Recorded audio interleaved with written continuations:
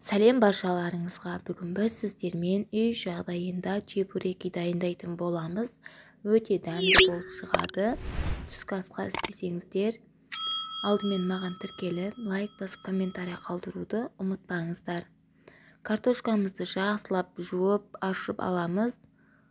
Кейін ыдысымызға суымызды құямыз. Картошка батқанға дейін газға қойып, қайнататын боламыз. Қақпағын жауып қойып. Картошкамыз піскеннен кейін тұз себеміз. Ыстық күйінде жақсылап тұрып езіп аламыз. Ыстық күйінде езсеңіздер жақсы езілетін болады.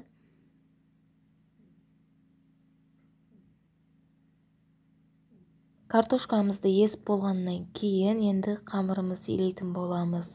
Ұнымызды ыдысымызға салып алып, аздап сұйық май қосамыз, тұз қосып, 2 жұмыртқамызды салып аламыз. Мен жұмсақ болу үшін аздап айран қостым, 3-4 ас қасық. Енді су қосып, жайлап қамыр илейтін боламыз.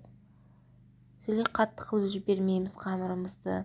Қолға жабыспайтындай етіп, жұмсақ қамыр илейміз.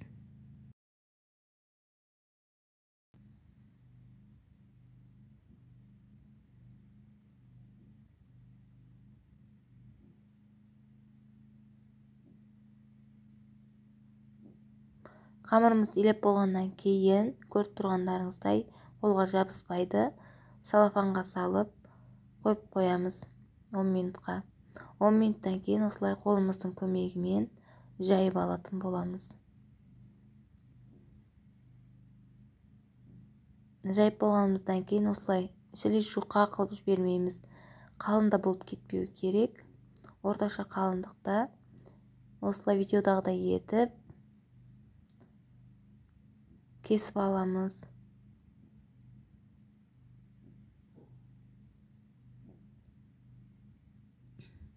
Міндетті түрде дайындап көріңіздер, өте оңай. Кесіп болғанымыздан кейін енді оны жайып шығатын боламыз. Бірінің үстіне біріні осылай кесіп аламыз. 2 бүктеп. Қамырды кесіп дайындап алғаннан кейін енді көк пиязды турап картошкаға араластырып алдым. Өздеріңіздің қалауларыңызға байланысты қоса бересіздер. Укроп, петрушка.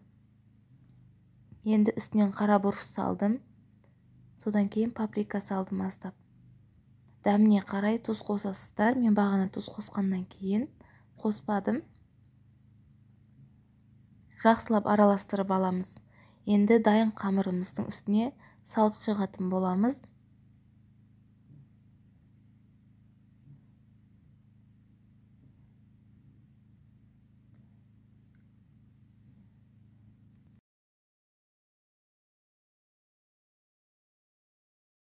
Салып болғаннан кейін шеттерін аздап сулаймыз, ашылып кетпеу үшін, жақсы жабысу үшін.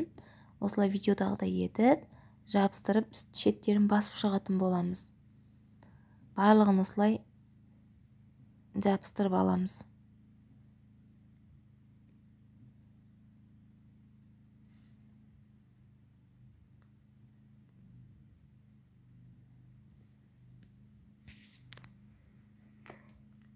Жабыстырып болғаннан кейін, енді пышақтың көмегімен шеттерін әдемілеп кесіп аламыз. Барлығын кесіп болғаннан кейін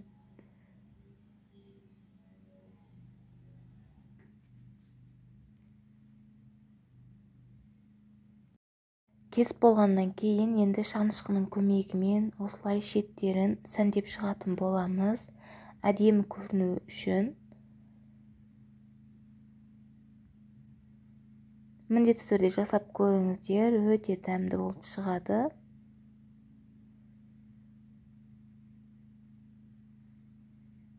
Барлығын осылай шеттерін сәндеп алдым.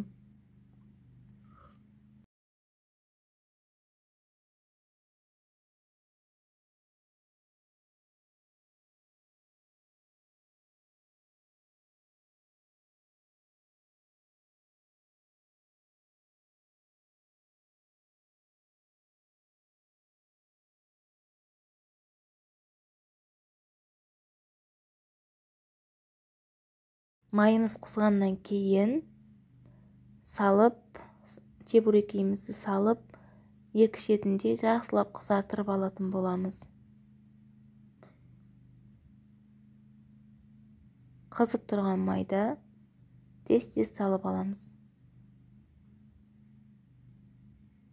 Барлығын осы видеодағыдай етіп ретпен пісіріп алатын боламыз. Міндетті түрде жасап көріңіздер. Өте әдемі әрі өте дәмді көрінеді.